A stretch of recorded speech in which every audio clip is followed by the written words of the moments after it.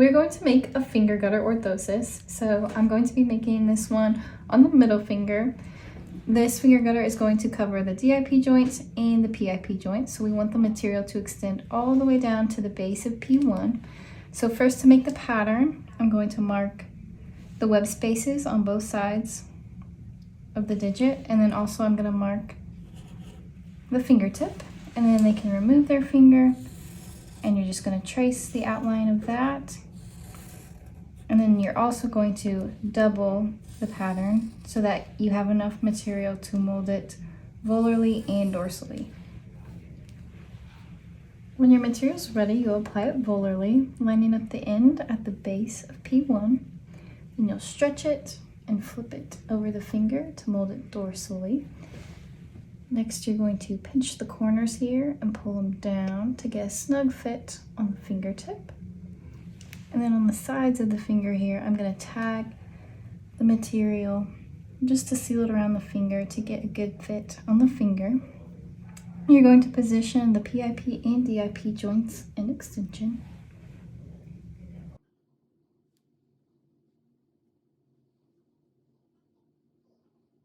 Once the material has cooled, you can mark it for trimming.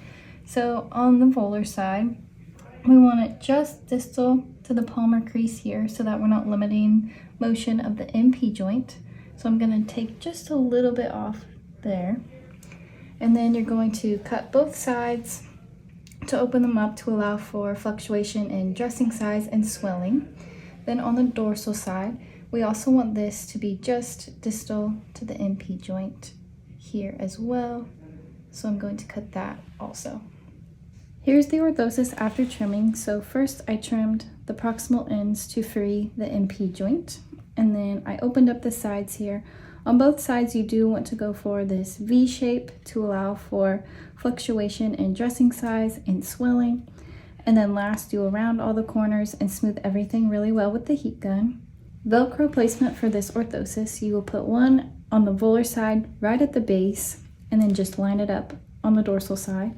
And then the distal one is going to go over P2, and then same thing, you'll line it up on the dorsal side.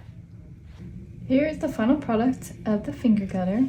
So you're going to have one strap around the base of the finger and one strap around P2. You want to have the patient make sure that they can still bend at the MP joint to make sure that that is free. And then they're also going to wiggle their adjacent fingers to make sure there are no irritation areas there.